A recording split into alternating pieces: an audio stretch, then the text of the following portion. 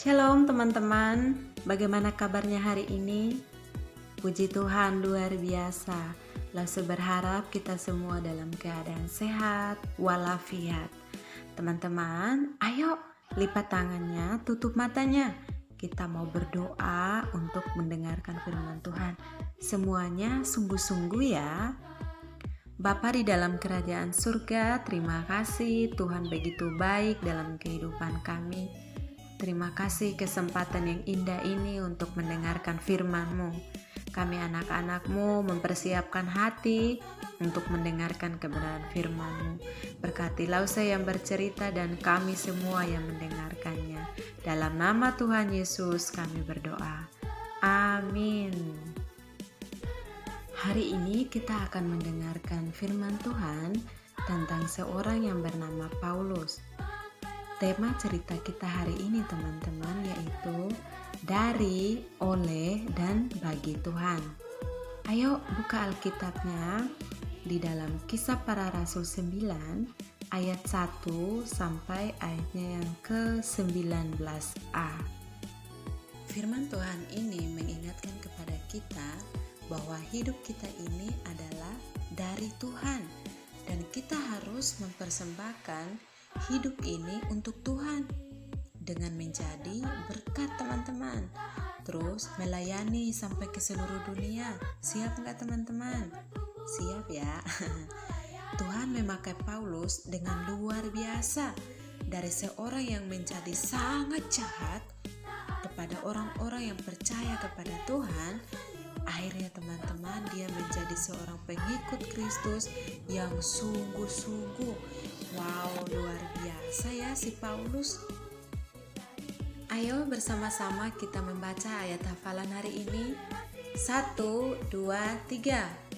Ia rebah ke tanah dan kedengaranlah olehnya suatu suara yang berkata, Saulus, Saulus, mengapakah engkau menganiaya aku?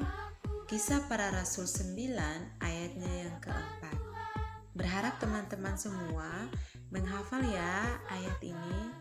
Nanti lalu saya tanya loh.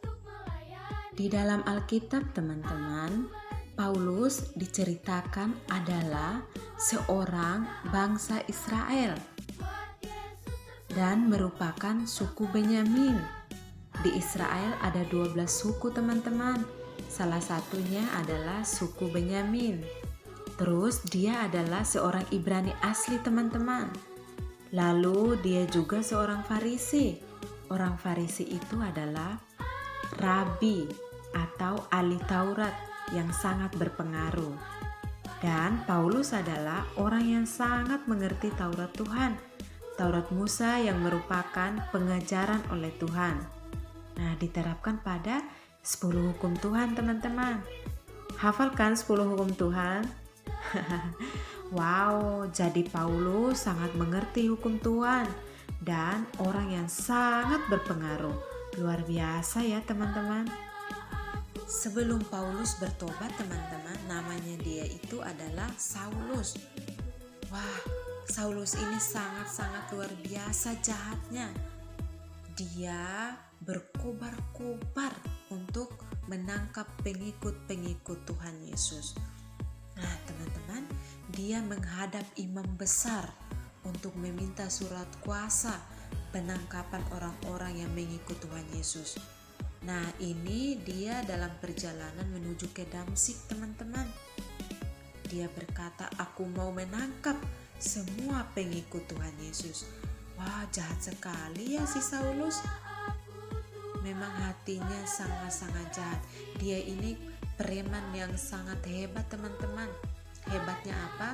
Membunuh pengikut-pengikut Tuhan Yesus. Padahal itu bukan hebat namanya teman-teman. Teman-teman, kalian tahu apa yang terjadi setelah itu? Nah, dalam perjalanannya mendekati kota Damsyik, tiba-tiba ada cahaya memancar dari langit mengelilingi Paulus.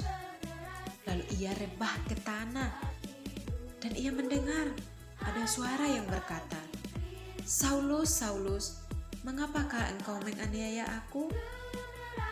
Paulus kaget teman-teman dan dia berkata, "Siapakah engkau, Tuhan?" Lalu suara itu berkata, "Akulah Yesus yang kau aniaya itu. Tetapi bangunlah dan pergilah ke dalam kota itu. Di sana akan dikatakan padamu apa yang harus kamu perbuat." Teman-teman, pengikut Paulus ini, yang 2 orang ini, mereka kaget, mereka terdiam, tercengang, karena mereka tidak lihat siapa-siapa di situ. Tapi mereka mendengar suara. Lalu Paulus bangun dan berdiri. Tetapi teman-teman, dia tidak melihat apa-apa karena matanya sudah buta. Lalu pengikutnya menuntun dia menuju ke Damsyik. Ia tidak dapat melihat teman-teman selama 3 hari. Dan selama itu ia tidak makan dan minum. Kasihan ya. Saulus benar-benar ditegur oleh Tuhan, teman-teman. Di Damsyik, teman-teman, ada seorang murid Tuhan yang bernama Ananias. Tuhan berfirman kepadanya dalam suatu penglihatan dan menyuruh ia pergi ke jalan lurus. Di sana, teman-teman, Ananias akan bertemu dengan Paulus untuk didoakan. Ananias mengingat Paulus sangat jahat di mata Tuhan, tetapi ia taat kepada Tuhan dan menemui Paulus. Wow, lihat teman-teman apa yang terjadi. Setelah Paulus didoakan oleh Ananias, ia dapat melihat kembali dan dipenuhi dengan Roh Kudus. Wah, luar biasa ya. Akhirnya Paulus dibaptis, teman-teman. Tuhan ternyata memilih Paulus sebagai alatnya untuk memberitakan namanya kepada bangsa-bangsa lain, serta raja-raja dan orang-orang Israel. Orang yang tadinya jahat di mata Tuhan akhirnya bertobat dan sungguh-sungguh. Dan dia, teman-teman, sungguh-sungguh mau melayani Tuhan. Luar biasa ya. Akhirnya dia mengelilingi dunia untuk memberitakan Injil. Dia ke Asia, ke Pirgia, ke Galatia. Wah, luar biasa ya si Paulus. Setelah mendengar cerita tentang Paulus, teman kita ini bertanya dalam hatinya, "Bagaimana dengan hidupku? Apakah aku telah menjadi berkat? Atau apakah aku masih membenci teman-temanku? Aku masih mengejek, mengolok teman-temanku, berantem dengan teman-temanku. Aku mau seperti Paulus, menjadi berkat," katanya. Ternyata hidup teman kita ini sehari-hari tidak menjadi berkat, teman-teman. Ia suka sekali berantem dan berkelahi dengan teman-temannya. Dia suka marah dengan orang-orang yang ada di rumahnya. Siapa yang sama seperti teman kita ini? Suka berantem, suka marah sama siapapun, sama orang tua, sama teman-teman. Teman kita ini merasa malu karena dia merasa hidupnya tidak benar di hadapan Tuhan. Lalu ia berdoa kepada Tuhan. Dia minta ampun kepada Tuhan. Dan ia tidak mau melakukan perbuatan yang tidak baik lagi di mata Tuhan. Lalu ia percaya pada Tuhan dan menerima Tuhan Yesus di dalam hatinya sebagai Tuhan dan Juru Selamat. Wah, luar biasa teman-teman. Teman kita mau menyerahkan hidupnya untuk Tuhan dan mau melayani Tuhan sampai ke seluruh dunia. Wah, dia mau seperti Paulus tadi yang mengelilingi dunia untuk melayani Tuhan Yesus. Nah, teman-teman mau kan seperti mereka? Lalu saya juga mau seperti mereka, melayani Tuhan sampai ke seluruh dunia. Puji Tuhan, Tuhan ubahkan hati teman kita tadi menjadi anak yang sungguh-sungguh dalam Tuhan. Nah, yang harus dia lakukan adalah pertama-tama dia mau menjadi berkat bagi teman-temannya.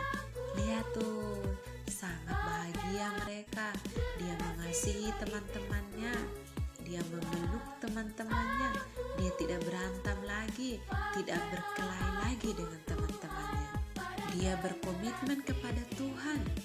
Sejak sekarang ini, aku mau hidup untuk Tuhan. Aku mau hidup memuliakan Tuhan dan melayani Tuhan selama-lamanya. Amin. Wah, luar biasa ya teman-teman. Ayo teman-teman, ini menjadi komitmen kita juga. Kita mau melayani Tuhan, menyerahkan hidup kita hanya untuk Tuhan. Amin. Ayo tutup matanya, kita mau berdoa. Tuhan Yesus, kami sangat bersyukur untuk firman-Mu hari ini yang memberkati kami. Ubahkan hati kami seperti hati Paulus. Ketika dia bertobat, dia sungguh-sungguh menyerahkan hidupnya untuk melayani Tuhan. Kami juga mau seperti Paulus, Tuhan. Kami mau melayani Engkau seumur hidup kami. Berkati semua para hamba Tuhan yang saat ini melayani Engkau di seluruh dunia. Berkati bangsa dan negara kami, semua gereja yang ada di dunia ini Tuhan memberkati. Terima kasih Tuhan Yesus. Semua lause-lause kami Tuhan memberkati mereka. Orang tua kami, teman-teman kami Tuhan memberkati. Dalam nama Tuhan Yesus kami berdoa. Amin. Shalom teman-teman, selamat hari Minggu. Tuhan Yesus memberkati.